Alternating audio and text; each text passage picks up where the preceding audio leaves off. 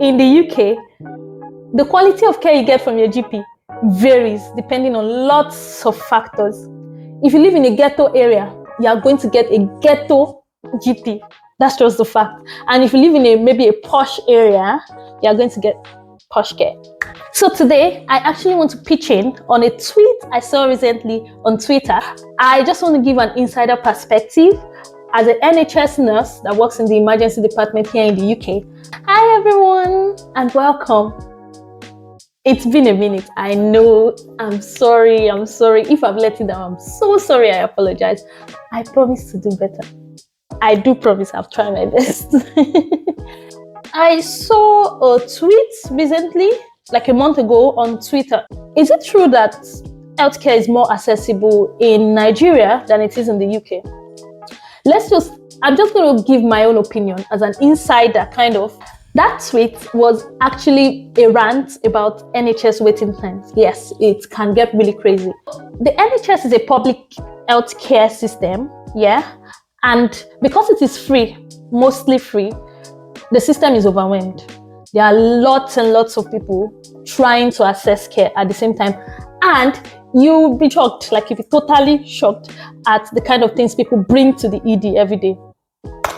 So as NHS nurses or NHS staff, what we do is we try to prioritize the very sick people over the people who are not too sick.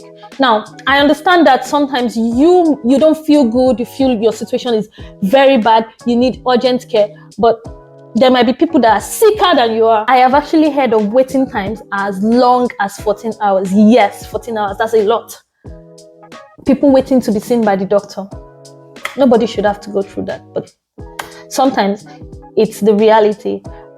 So in this tweet, she also complained about ambulance waiting time, talking about being in pain for 5 hours and no ambulance was there. She called ambulance and she was in pain for 5 hours and nobody came yet. It took them 5 hours to actually get to her. Talking about ambulance waiting time, I am actually not totally informed about that part, but I had an experience when I was in labor and my husband actually called the ambulance. I know that after asking the basic questions about how old is the pregnancy and stuff, one of the first other questions they asked was if any part of the baby was outside my body. And I suppose that's one of the things they use to prioritize their patients, if you get what I'm saying. So I'm sure they're as overwhelmed as we are in the emergency department because they come all the time. Sometimes we don't even have space in the emergency department to receive a patient from the ambulance. It's that bad. Yes. So that's about the UK. In Nigeria, we don't even have ambulance. What's ambulance? And somebody was asking me at work recently, like, oh, you don't have ambulance. How do you get people to the hospital? I'm like, get someone that has a car or I've seen people in Nigeria actually practically carry people into the emergency department. It's that bad. So that's the comparison. And in Nigeria, if you go to a general hospital in Nigeria too, you still have to queue. Although a lot of times in the emergency department, we don't have too many people waiting to be seen. And I'm going to tell you why later in this video. Let's talk about a reference to the GP in that tweet. I found that in the UK, the quality of care you get from your GP varies depending on lots of factors. The first factor is where you live. If you live in a ghetto area, you are going to get a ghetto GP. That's just the fact. And if you live in maybe a posh area, you are going to get posh care. So for the people that live in the UK, one hack that I found is that always try to look at the reviews, the Google reviews, the Google rating, the stars, basically, that your GP, whatever GP you want to choose as, it goes a long way. It matters a lot. You have no idea. It worked for me. Because if you see a GP with 1 star, 2 star, 1.5 star rating, forget it. You can't get quality care from that GP. But if you see a GP with very high ratings, it's worked for me a couple of times now. When I just got to London, in an area where a lot of black people live, I'm not going to say where the area is, I registered with a GP. In fact, it was very funny. because I registered online. I didn't hear back from them after a couple of weeks. The weeks they said they're going to get back to me, I didn't hear from them. I walked in with my husband to make inquiries, and I got attitude from the receptionist, black receptionist like me. So don't forget it wasn't racism. I got attitude from the receptionist. It was awful. This GP, if you call them, they never pick up. They never. She said she got appointment 3 months after. My dear, these ones will not pick your call, so you can't even get appointment. If you walk in, they'll tell you to go and call on the phone. But then I moved to an area. I'm going to say this area, less black people lived there. I'm just going to say the area, the GP rating. That first GP was 2 stars or 2.5, 1.5 stars, something like that. The area I moved to, their rating was 4 star. When I saw the GP rating, I saw 4 stars, and I was like, nice. And I registered online. Within less than 2 weeks, they contacted me. Oh, we've registered you. We've done this. We've done that. Sometimes, I know the time I can call them. If I call them by 9 a.m., I can get appointment that day. Yes, same day appointment. So, my dears, it depends. Okay, so now let's go back to waiting time. The truth is that in Nigeria, I talked about coming back to the reason why we don't have a lot of people waiting in Nigeria in the ED to be seen by the doctor. That's basically because, let me say, healthcare is more accessible. Yes, if you don't want to go to the general hospital, which a lot of middle class don't like to do, except it is maybe for specialist opinion or anything, you just go to a private hospital. You go private, go to a private healthcare center. But yeah, you have the same option to actually go to a private hospital, but you're going to pay out of your nose for it. It is expensive.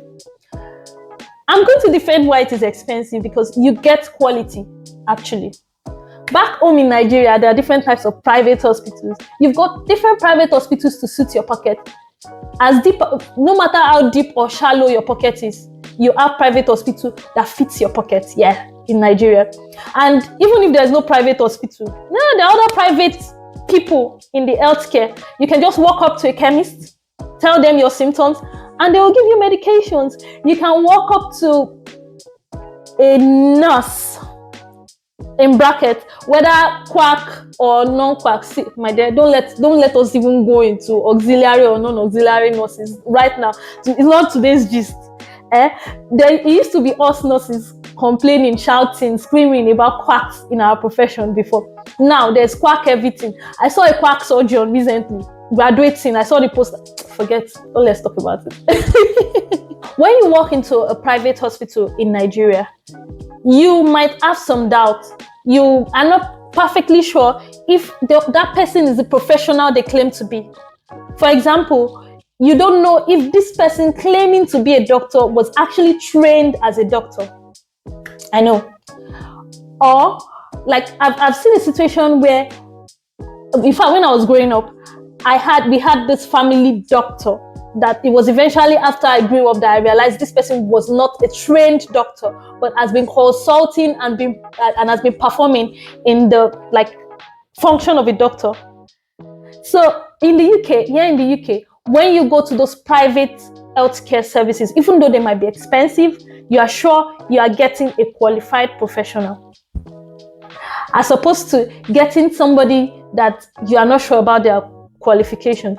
Some people don't even care in Nigeria, I know. There are those nurses. I've seen a supposed nurse, administering injections in the bus stop in Nigeria, yeah.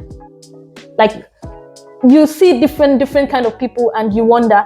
And even in Nigeria, you can see a chemist administering IV medications, injections, all those things. This chemist doesn't, in fact, some of them did not even have school living certificates. And you just wonder, here in the UK, there is a limit of medications a pharmacist can sell to you over the counter. There is law and regulation for everything. If you don't want to sleep in prison, you will not do nonsense. So, I'm just going to wrap up and say that it is a two-way thing. Healthcare in the UK might not be as accessible as it is in Nigeria, but then quality healthcare. You look at the quality of the healthcare, you look at other things attached to the healthcare. Let me know what you think in the comments. Please subscribe, please like, share my video. I would like to hear from you guys, please. Thank you. Bye-bye.